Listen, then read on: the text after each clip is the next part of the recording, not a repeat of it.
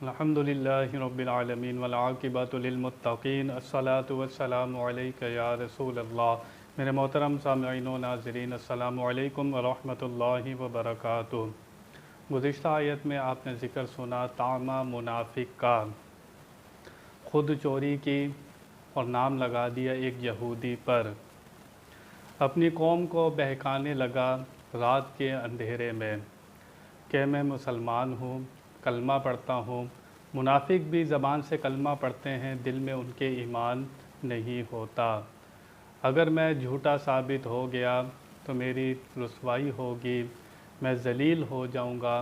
वो यहूदी है, वो काफिर है, उसको ज़लील और रुसवा होना चाहिए, मुझे नहीं होना चाहिए। अपनी कौम के साथ रात के अंधेरे में मिलकर जो बातें कर रहा था, प्लान बना रहा था, अल्लाह ताला ने उसकी इस हरकत को कुरान पाक में बयान फरमाया। अल्लाह फरमाता है यस्तग़फ़ून मिनन नास, और वो लोगों से शर्माते हैं। तामा और उसकी कौम किसकी फ़िक्र है? लोगों की। लोगों के सामने इज़्ज़त रह जाए, लोग क्या कहेंगे। वला यस्तग़फ़ून मिनल्लाहि व हुवा मअहुम, वो अल्लाह से नहीं शर्माते, हालांकि अल्लाह उस वक्त भी उनके साथ होता है जब इज़ युबय्यितून मा ला यर्दा मिनल क़ौल, जब वो रात को ऐसी बात का मशवरा करते हैं जो अल्लाह को पसंद नहीं है। वकान अल्लाहु बिमा यअमलून मुहीता, और अल्लाह उनके कामों को घेरे हुए है।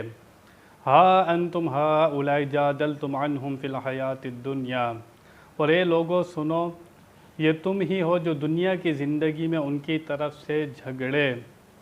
फ़मन युजादिलुल्लाहु अन्हुम यौमल क़ियामा, तो क़यामत के दिन और उनकी तरफ से अल्लाह से कौन झगड़ेगा। अम्मन यकूनु अलैहिम वकीला, या कौन उनका कारसाज होगा।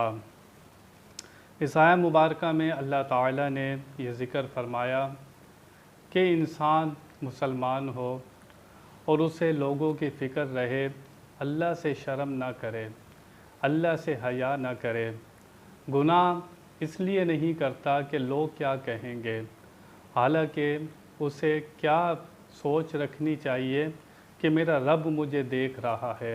अल्लाह फरमाता है जब कोई तुम्हारे साथ नहीं होता रात के अंधेरे में, अल्लाह तुम्हारे साथ होता है, अल्लाह देख रहा होता है। अगर ये बात हमें जहन नशीन हो जाए कि अल्लाह ताला हमें देख रहा है, हमें देख रहा है, अगर ये बात का यकीन हो जाए, इंसान गुनाह नहीं कर सकता। इंसान गुनाह करता ही जब है उसे अल्लाह पर यकीन नहीं होता। ज़बान से कहता है कि मैं अल्लाह को मानता हूँ, लेकिन अल्लाह की नहीं मानता। तो जिसके दिल में ये यकीन पैदा हो जाता है कि हर लम्हे मेरी निगरानी हो रही है, कोई है जो मेरी शहरत से भी ज़्यादा करीब है, वो मुझे देख रहा है।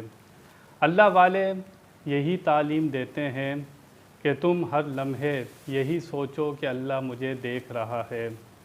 नमाज के बारे में बताया गया कि नमाज इस तरह अदा करो कि तुम अल्लाह को देख रहे हो। नमाज कैसे अदा करनी चाहिए कि तुम अल्लाह को देख रहे हो। हुजूर ने फरमाया अगर ऐसी कैफियत नहीं हो तो ये गुमान करना चाहिए कि अल्लाह तुम्हें देख रहा है, अल्लाह तुम्हें देख रहा है। जो इस कैफियत में नमाज़ पढ़ेगा कि मैं अल्लाह को देख रहा हूँ या अल्लाह मुझे देख रहा है, उसकी नमाज कामिल होगी और बहुत अच्छी नमाज होगी। तो इस आयत मुबारक में उन लोगों को तंबीह की जा रही है जिन्हें लोगों की फ़िक्र रहती है।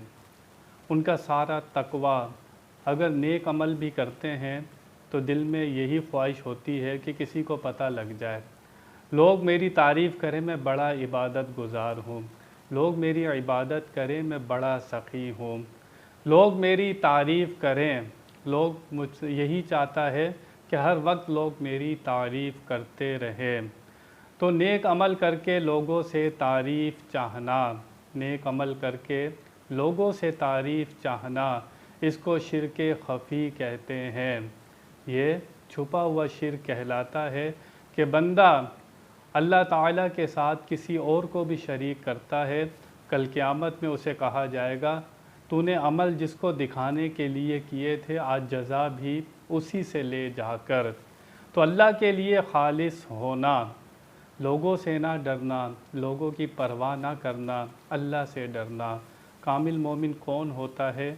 जो तन्हाई में भी, अकेले में भी अल्लाह से डरता है, वही कामिल मोमिन होता है। अल्लाह फरमाता है ये तामा की कौम को, तुम तो झगड़ा कर रहे हो दुनिया की ज़िंदगी में कि ये तामा बच जाए, इसकी इज़्ज़त रह जाए। वो चोर था, उसे क्यों बचा रहे हो?